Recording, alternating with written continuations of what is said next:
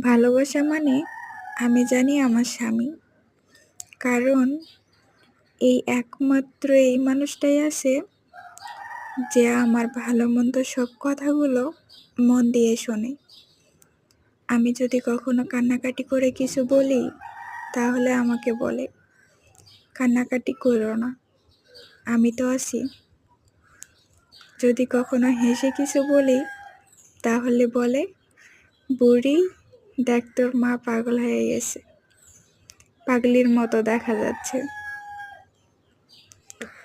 আমি যদি কখনো রাগারাগি করি, চিল্লাচিল্লি করি, মান অভিমান করে বসেও থাকি, তারপরেও সে কখনো বিরক্ত হয় না। আল্লাহ যেন আমাকে বোঝার মতো সমস্ত শক্তি আমার স্বামীর মধ্যে দিয়ে রাখছে। আলহামদুলিল্লাহ, এমন স্বামী কজনের ভাগ্যে জোটে?